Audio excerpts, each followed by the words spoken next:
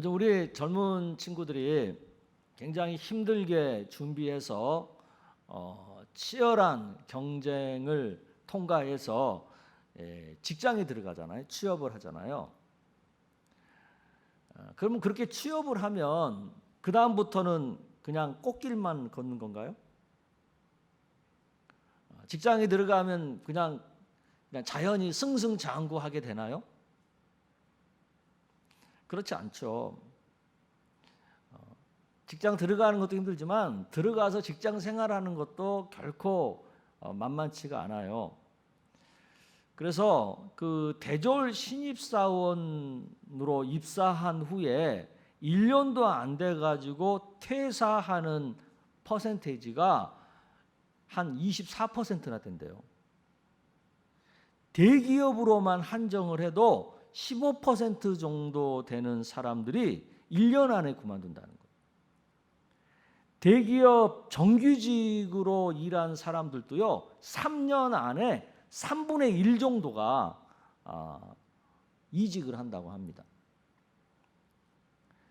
그렇게 힘들게 어렵게 취업을 했는데 왜 이렇게 빨리 퇴사할까요?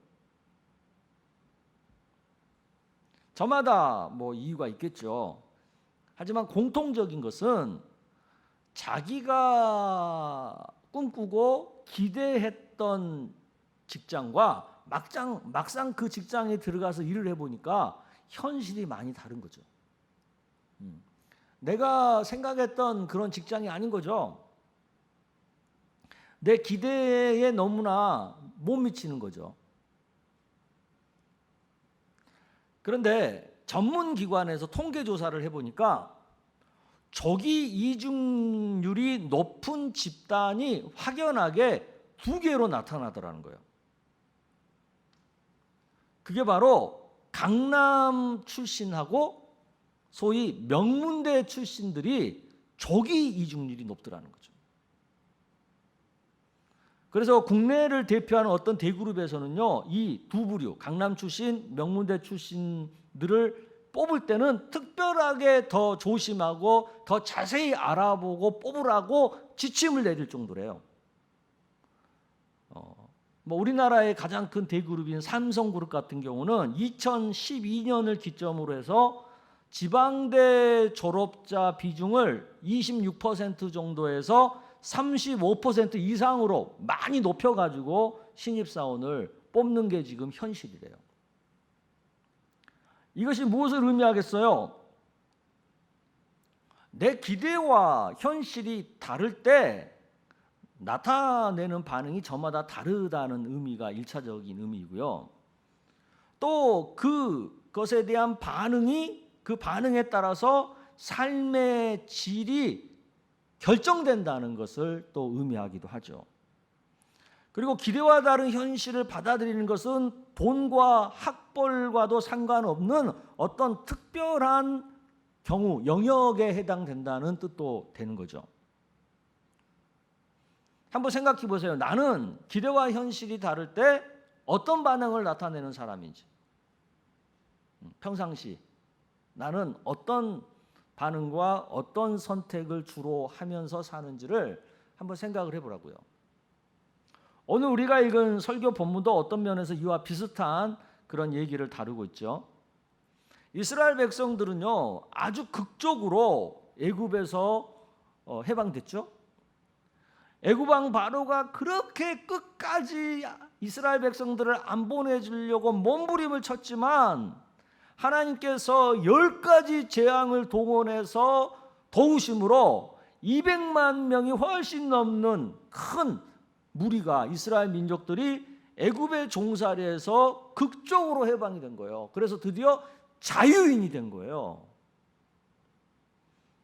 그리고 그냥 자유인이 된 게 아니라 자기들이 이제 거할 소위 축복의 땅이라고 하는 젖과 꿀이 흐르는 좋은 땅이라고 하는 그 가나안 땅을 향해 이제 가게 된 거잖아요. 그러니까 이스라엘 백성들 입장에서는 얼마나 기대가 되겠어요. 앞으로 미래가 얼마나 어떤 장밋빛처럼 그들의 마음에 꿈으로 가득하겠어요. 이제 더 이상 나는 노예가 아니야.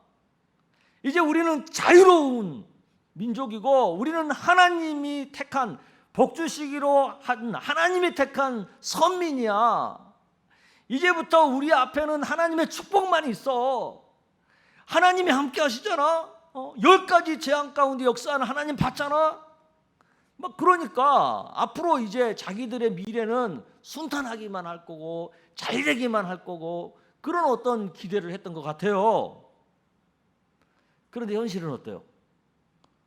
막상 애굽에서 나와가지고 광야에 딱 들어갔는데 그들의 앞에 놓여 있는 현실이 어떠냐고요? 순탄하지가 않은 거죠. 나오자마자 바로가 병거 타고 쫓아와서 자기를 죽이려고 막 그랬잖아요. 그러니까 막 놀래가지고 야 겨우 나왔는데 이제 여기서 우리가 죽게 돼? 가슴 졸였는데 다행히 하나님이 홍해로 그들을 애굽의 병거들을 다 그냥 몰살시켜가 수장시켜가지고 겨우 정말 기적적으로 목숨을 부지했잖아요. 살아는 났지만 그들의 마음이 얼마나 힘들었겠어요. 얼마나 조마조마하고. 또 광야 생활을 보세요. 자유는 얻었는데 광야로 나오니까 당장 먹고 마실 것이 여러 가지로 부족한 거죠. 그래도 하나님께서 다행히 쓴물을 단물로 바꿔주셔서 물을 마시도록 도와주시고 또 식량이 없어서 막 힘든데 또 만나와 메추라기를 보내셔서 먹는 문제를 해결해 주시고 그렇게 해주셨어요. 그래도 힘든 건 힘든 거예요. 애굽에서는 비록 노역에 시달리는 종살이를 했지만 그래도 안정적으로 거주하는 삶이었잖아요. 하지만 지금은 광야에 나와가지고 어떻게 보면 난민과 같은 삶을 사는 거잖아요. 맨날 아침에 자고 일어나면 이동을 해야 되니까. 자유는 얻었는데 현실의 삶은 난민인 거예요, 이게. 이렇게 기대와 다른, 내가 꿈꿨던 것과 다른 전혀 다른 현실을 만났을 때 우리는 어떤 반응을 보이느냐? 어떤 선택을 하느냐? 주로 나는 어떻게 하느냐? 이걸 한번 생각을 해볼 필요가 있어요. 그럼 출애굽한 이스라엘 백성들은 그런 현실 앞에서 어떤 반응을 보였다는 거예요? 그들은 계속해서 실망하고 원망하고 불평하고 그들을 이끄는 지도자들과 갈등하고 다투고 그랬다는 거잖아요. 지금 성경이. 오늘 우리가 읽은 본문에도 그런 반응들이 나오죠. 2절에서 3절까지를 한번 읽어보겠습니다. 시작. 백성이 모세와 다투어 이르되 우리에게 물을 주어 마시게 하라.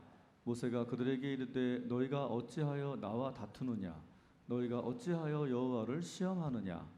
거기서 백성이 목이 말라 물을 찾으매 그들이 모세에게 대하여 원망하여 이르되 당신이 어찌하여 우리를 애굽에서 인도에 내어서 우리와 우리 자녀와 우리 가축이 목말라 죽게 하느냐? 원망해요. 실망해요. 근데 왜 사람들이 이런 식의 반응을 보일 수밖에 없을까요? 그냥 이스라엘 백성들이 나빠서 단순히 걔네들이 믿음이 없어서 그렇게 치부하고 넘어갈 일일까요, 이게? 왜 이들은 이렇게 원망만 할까? 우리와 별반 다르지 않은 사람들인데 왜 그럴까? 그 이유가 있겠죠. 제가 봤을 때는 그 이유가 몇 가지가 있는데 첫째는 이 이스라엘 백성들이 현실성 없이 지나치게 좋은 기대만을 한 거예요. 생각해 보세요. 우리가 놀러 가는 거, 여행하는 것도 집 나가면 개고생이라는 표현을 쓰잖아요. 그런데 지금 200만 명이나 넘는 사람들이 큰 무리가 대이동을 하는 거잖아요. 근데 이게 어떻게 순탄하기만 하겠어요? 당연히 곳곳에 어려움이 도사리고 있을 수밖에 없는 환경 아니겠어요? 그런데도 이 사람들은 이런 현실을 전혀 예상하지 못하고 그냥 좋은 장밋빛 기대만 갖는 거죠. 야, 우리 가나안 땅에 들어가면 어떻고 뭐 우리 이제 자유이니까 앞으로 우리 길은 잘 되기만 할 거야. 물론 잘 되는 길이지 큰 흐름에서는. 그러나 현실의 곳곳에는 어려움이 있는 거예요. 그게 당연한 거예요. 근데 이 현실성을 배제해 버리니까 조금만 힘들어도 그냥 실망돼 버리고, 조금만 내 기대와 다른 현실을 만나면 그냥 불평이 나와 버리고 원망이 나와 버리고 그러는 거죠. 우리 옆에 분들에게 얘기합시다. 어디를 가도 고가 있고 낙도 있고. 그게 현실이에요. 어떻게 어려움만 있겠어요? 어떻게 좋은 것만 있겠어요? 고와 낙이 다 함께 있는 거지. 근데 좋은 것만 생각하는 거예요. 그러니까 조금만 어려운 일 만나면 그냥 불평이 확 터져 나오는 거지. 죽도록 공부해가지고 대기업 들어간 친구들 중에요, 한 달 딱 대기업 다니고 나서 그들이 하는 말이 있어요. 직장 못 다니겠대. 아니 우리 자식들도 그러더라니까요. 죽으라고 공부해가지고 취직했는데 그 직장 딱 한 달 다니고 나서 하는 소리가 힘들어서 못 다니겠대.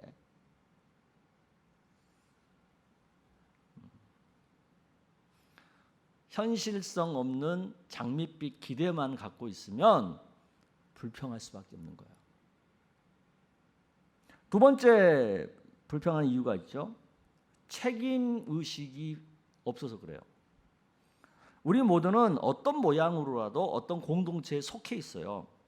작게는 가족이라고 하는 공동체, 또 우리 믿는 사람들은 교회라고 하는 공동체, 직장 다니는 사람은 직장이라고 하는 공동체, 또 크게는 대한민국 사회라고 하는 공동체, 더 크게 보면은 지구촌에 사는 한 인류라고 하는 공동체, 거기에 속해 있어요.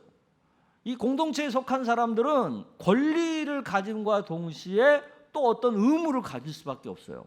즉 어떤 책임이 있다는 거죠. 각자가 이런 크고 작은 책임을 잘 감당해 줄 때 그 공동체는 잘 유지가 되고 발전하는 거예요. 그런데 공동체 이론이 자기들이 누릴 권리만 따지고 져야 할 책임과 의무를 소홀히 하잖아요. 그러면 그 공동체는 얼마 못 가서 무너질 수밖에 없죠. 권리와 책임이 균형 있게 잘 조화를 이룰 때 그 공동체는 견고하게 되고 발전하는 거예요. 그런데 꼭 보면 책임 의식이 1도 없는 사람들이 가끔 있어요, 없어요? 있습니다. 가정에도 책임 의식이 1도 없는 식구가 있어요, 없어요? 있습니다. 부모만 책임 있는 게 아니에요. 자식도 나름대로 그 가족 공동체에서 감당해야 할 책임이라는 게 있는 거거든요. 자신이 져야 할 책임은 소홀히 하면서 받을 권리만 기대하는 사람,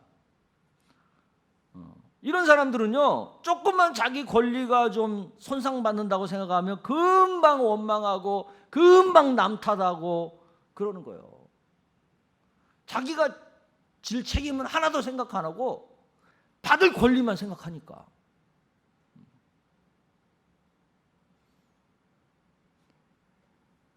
그래서 불평을 평상시 많이 하는 사람들을 이렇게 가만히 보면 책임감이 떨어져요. 자기가 책임질 생각은 안 해. 하나도. 그리고 받을 것만 생각해. 받을 것.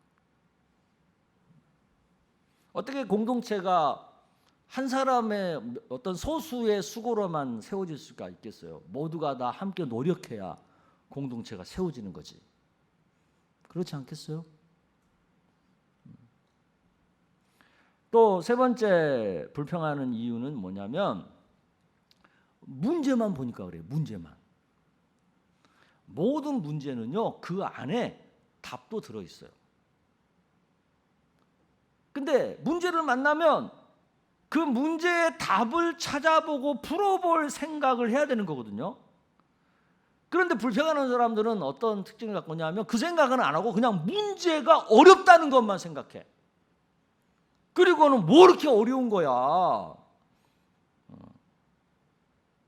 원망하는 거죠. 내 힘으로 못 풀면 다른 사람한테 도움을 받아서라도 풀 생각을 해봐야 되는 거거든요. 사람의 도움으로 안 되면 하나님의 도움을 받아서라도 그 문제를 해결해 봐야 될 생각을 해야 되는 거거든요. 그러니까 어떻게 해서라도 내가 문제를 해결해야 되겠다, 풀어야 되겠다 이런 생각을 하잖아요. 그러면 원망 불평 안 해요. 그런데 처음부터 풀어볼 생각을 안 하고 그냥 문제가 어렵다는 거지, 힘들다는 거지. 끝까지 풀어볼 생각을 접어버리니까 그냥 원망과 불평이 터져 나와버리는 거죠. 인생을 사는데 문제가 없는 인생이 어디 있어요? 문제는 풀으라고 오는 거예요. 풀으라고. 옆에 분에게 얘기하세요. 문제는 풀으라고 오는 겁니다. 문제를 만나면 풀 생각을 해야 해. 근데 문제를 만나면 왜 이렇게 어렵냐 이 생각만 한다고요. 그러니까 불평이 나오는 거예요. 불평이. 문제는 풀려고 맘만 먹으면 다 풀려요. 안 풀리는 문제 없어. 다 풀리게 되어 있어요. 내가 못 풀면 다른 사람이 도와서라도 풀고, 사람이 못 풀면 하나님의 역사에서라도 풀 수 있는 거예요. 이걸 믿으시길 바랍니다. 자, 모세를 보세요. 모세. 이스라엘 백성들은 문제 앞에서 원망을 했는데 모세는 문제 앞에서 원망을 하지 않고 뭐를 합니까? 4절을 보세요. 여러분 4절 시작. 모세가 여호와께 부르짖어 이르되 내가 이 백성에게 어떻게 하리이까? 그들이 조금 있으면 내게 돌을 던지겠나이다. 네, 모세는 어떻게 해요? 원망을 안 해요. 그 대신 하나님 앞에 나아가서 부르짖어 기도를 하잖아요. 내 힘으로 어쩔 수 없는 문제를 만나면 모세처럼 기도를 할 줄 알아야 되는 거예요. 우리가 뭐 원망한다고 불평한다고 뭐가 해결되는 게 아니잖아요. 더 어렵게만 되는 거지. 근데 모세의 기도를 조금 깊이 보면 모세가 어떤 내용을 갖고 기도하는가를 보자고요. 지금 자신이 처한 상황을 가지고 그대로 그냥 그 상황을 하나님 앞에 고할 뿐이에요. 뭔가 자기가 답을 찾아가지고 하나님 내가 여기다가 우물을 팔 테니까 하나님 물 나오게 해주세요. 이런 식의 기도를 하는 게 아니라 하나님 저 이스라엘 백성들이 물 없다고 지금 나 죽이려고 그래요. 나 돌로 맞아 죽게 생겼어요. 이 상황을 어떻게 해야 돼요? 이런 기도만 하고 있어요. 어디서 물을 찾게 해달라고 이런 기도는 안 해. 지금 그냥 자기 상황에 대한 얘기를 하나님 앞에 고하고 있는 거예요. 우리가 이런 기도를 할 줄 알아야 해. 근데 대부분 사람들은 이런 기도를 못 합니다. 왜? 자기가 어떤 답을 찾아놓고 그 답대로 해달라고 하나님 앞에 구해야 된다고 생각을 하니까 일단 자기가 답을 못 찾아. 그러니까 기도할 것도 없어. 그러니까 기도를 못 하는 거예요. 자신의 수준에서 이해가 되는 답을 찾으려고 하니까 해결이 방법이 없는 거죠. 그러니까 그런 식으로 기도하지 말고 내가 답을 이렇게 하려고 하지 말고 그냥 이 상황을 하나님 앞에 그대로 아뢰는 기도를 할 줄 알아야 돼요. 모세를 보세요. 그냥 자신의 처지만 하나님께 고했는데 하나님이 어떻게 그 기도에 응답하십니까? 5절에서 6절을 보십시오. 시작. 여호와께서 모세에게 이르시되 백성 앞을 지나서 이스라엘 장로들을 데리고 나일강을 치던 내 지팡이를 손에 잡고 가라.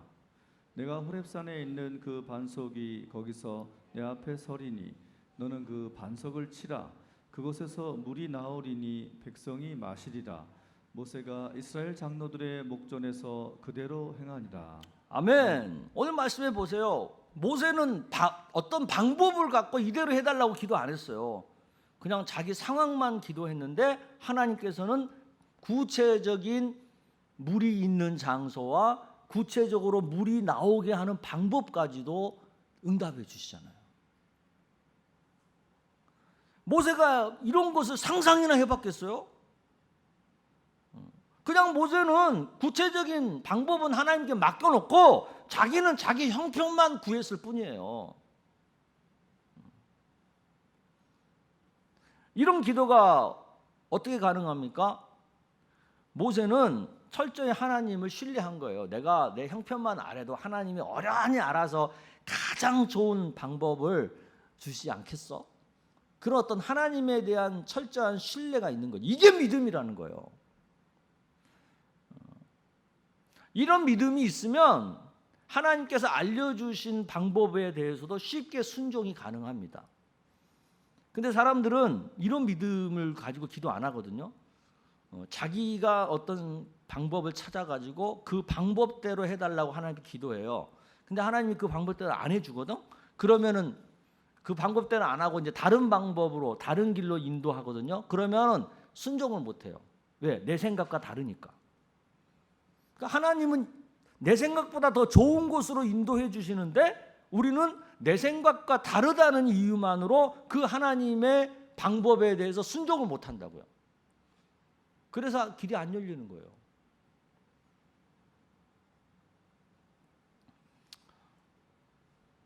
어려운 문제를 만나면 성도들이 나타내는 반응이 크게 세 가지로 구분이 돼요. 첫째는 그냥 원망부터 하고 보는 스타일. 조금만 뭐 어렵고 조금만 뭐 내 기대대로 안 되면 그냥 원망부터 해. 원망. 아유 하나님 왜 그래요? 내가 하나님 잘 믿는데 내가 그렇게 기도했는데 왜 이렇게 하세요? 막 이런 식으로 원망부터 해. 또 두 번째 스타일은 기도는 하는데 중간중간 원망을 섞어서 해. 자기는 어떤 스타일인가 좀 보세요. 그 다음에 세 번째 반응은 뭐냐면 하나님 앞에 하나님을 끝까지 신뢰함으로 하나님께 다 모든 걸 맡기고 기도하는 거예요. 기도하는 거예요. 여러분은 이 셋 중에서 어떤 스타일이세요? 이스라엘 백성들은 원망부터 하는 스타일이에요. 원망부터. 모세는 어떤 스타일이에요? 모세는 기도는 하는데 중간에 한 번씩 원망해. 열받으면. 그게 모세야. 근데 여호수아와 갈렙 같은 경우는 끝까지 기도하는 스타일이에요. 출애굽기가 우리에게 보여주는 게 있어요. 이런 세 스타일의 결론이 어떤 거냐를 보여줘요. 출애굽기는. 이스라엘 백성과 모세는 가나안 땅에 들어갔어요? 못 들어갔어요? 못 들어갔어요. 그런데 여호수아와 갈렙은 가나안 땅에 들어갔어요. 이게 뭘 말하겠어요? 그렇기 때문에 내 기대와 다른 현실을 만날 때 나는 어떤 반응을 해야 되는가라는 것을 우리가 깨달아야 되는 거예요. 이것에 따라서 우리 인생의 결론이 전혀 달라지기 때문에 이것을 우리가 알아야 되는 거예요. 그러니까 어떤 경우에도 원망하는 거, 불평하는 거 이거 너무 쉽게 막 하면 안 되는 거예요. 사람은 누구나 살다 보면 원망할 일, 불평할 일을 만나야 안 만나요? 만납니다. 이거 안 만나는 사람 아무도 없어요. 다 만나요. 근데 그럴 때마다 원망하고 불평해 버리잖아요. 그러면 그런 반응들의 결과물들이 오히려 나를 더 나쁘게 만들고 상황을 더 험하게 만든다는 걸 알아야 되는 거예요. 그러니까 이 현실을 더 나빠지지 않게 하려면 원망을 그쳐야 되고 불평을 하지 말아야 돼. 믿습니까?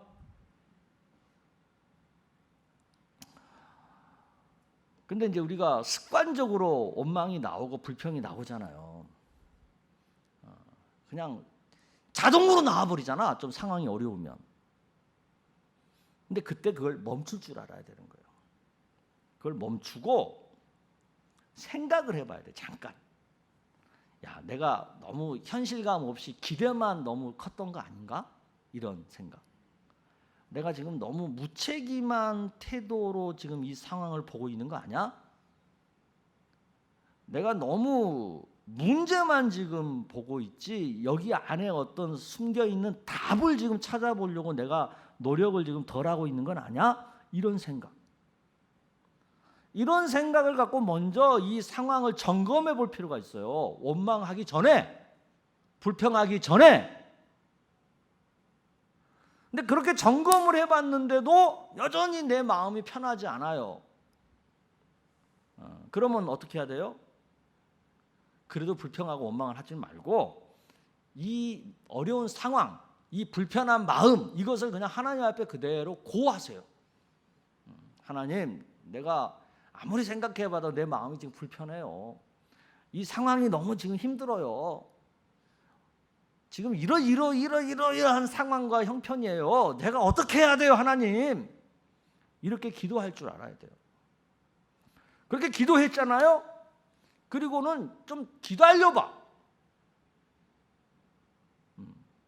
너무 이렇게 조급하게, 너무 성급하게 그러지 말고 좀 기다려봐요. 그러면 하나님이 신기하게 작은 일에서부터 하나하나 풀어가 주세요. 그럼 그때 믿음으로 반응하는 거예요. 믿음으로 순종하고. 그렇게 살다 보면 어느 순간에 나도 모르게 그 현실의 어려운 그 수렁에서 빠져나옵니다. 그 힘든 순간을 넘깁니다. 그게 하나님의 방법이에요. 아멘? 근데 우리는 너무 성급하고 너무 극적인 어떤 응답만을 기대해요. 그러니까 어려운 거예요. 하나님은 그런 식으로 역사하는 경우는 극히 드물어요. 굉장히 순리적으로 자연적으로 서서히 우리의 삶을 바꿔가세요. 믿음으로 한 걸음 한 걸음 살아가는 과정 속에서. 이것을 믿으시기를 바랍니다.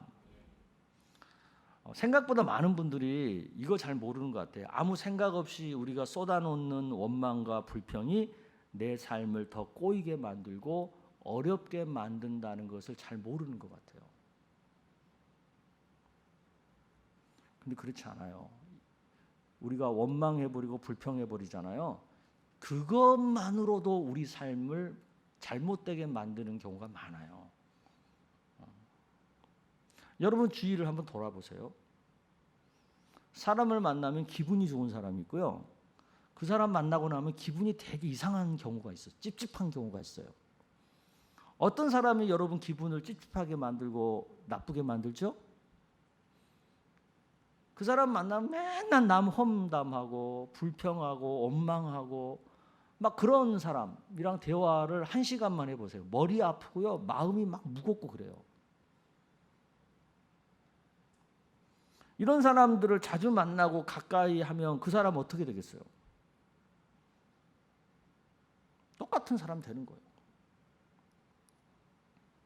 그러니까 내 주변에 이렇게 원망 많이 하고 불평하고 남 탓하고 남 흉보고 막 이런 거 좋아하는 사람들 있잖아요.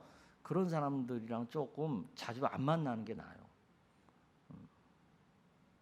하나님도 마찬가지입니다. 평소 불평이 많고 원망이 많은 사람을 좋아하지 않아요. 왜? 이런 사람들은 하나님에 대해서도 원망하고 불평할 게 뻔하니까.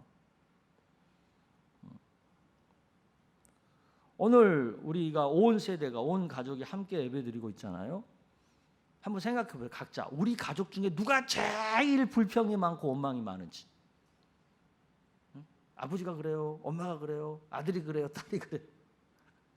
우리 가족 중에서 누가 제일 불평을 많이 하고 원망을 많이 하는지. 가정마다 꼭 그런 사람이 있어요? 없어요? 있습니다. 또 이제 추석 명절이니까 친지들이 만나잖아요. 친지들 중에서 누가 제일 불평 많이 하고 원망 많은지 한번 생각해 보세요.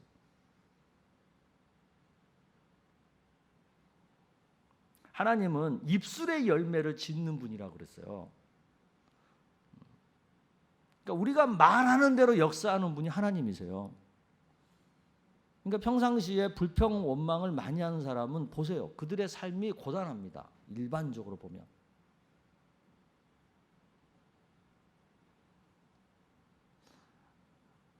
그러니까 불평 원망하지 말고 그 대신 좋은 말하고 축복의 말하고 원망할 시간 있으면 기도하고.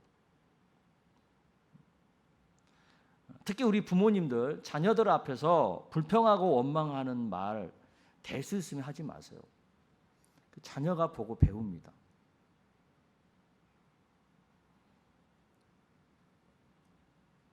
실험을 했어요. 어린이집에서 엄마하고 그 집 자식하고 실험을 했어요. 실험이 뭐였냐면 엄마가 이렇게 바구니를 들고 있어요. 그리고 아이는 눈을 가리고 풍선을 들어가지고 엄마를 향해서 그 바구니를 향해서 그 풍선을 던져가지고 몇 개나 많이 받느냐 하는 그런 실험을 했어요. 그런데 풍선을 많이 받은 집과 적게 받은 집이 차이가 분명히 나더라고. 근데 그 차이가 뭐냐면 풍선을 적게 받은 쪽은 엄마가 계속 애한테 뭐라 그러냐면 아니 그쪽이 아니야 거기 말고 여기 아니야 이런 말을 계속해요. 그런데 풍선을 많이 받은 집은 엄마가 어떻게 하냐면 그래 옳지 잘했어 그래 맞아 그거야 잘했어 계속 이렇게 얘기해요.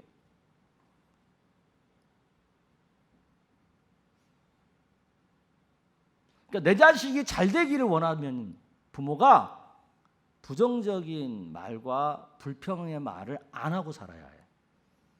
근데 내가 평상시에 불평과 원망과 부정적인 말을 많이 하잖아요. 그러면 그 자식은 잘 되기 쉽지 않아요. 왜? 그거에 영향을 많이 받기 때문에. 내 뜻과 기대대로 되지 않는 현실을 딱 만나잖아요. 그럼 우리 믿는 사람들은 제일 먼저 떠올려야 될 생각이 있어요. 그것은 이 어려운 현실 속에도 나의 하나님은 나와 함께 하신다. 이 생각을 해야 되는 거예요. 이 상황 가운데서도 하나님은 나를 지켜주시고 나를 도와주시는 분이다. 이 생각을 해야 되는 거야. 그러면 우리는 원망 안 해요. 왜? 하나님이 도와주시는 거 아니까. 이 현실을 사용해서 하나님이 나를 더 유익하게 만들어 주실 거라는 것을 믿으니까, 신뢰하니까 불평 안 한다니까요. 오히려 기도하는 거지. 어떤 순간에서도 하나님은 나와 함께 하시고 나를 지켜주시는 분이라는 거, 이걸 믿고 절대 원망하지 말고 오히려 기도하는 우리 모두가 되기를 주의 이름으로 축복합니다.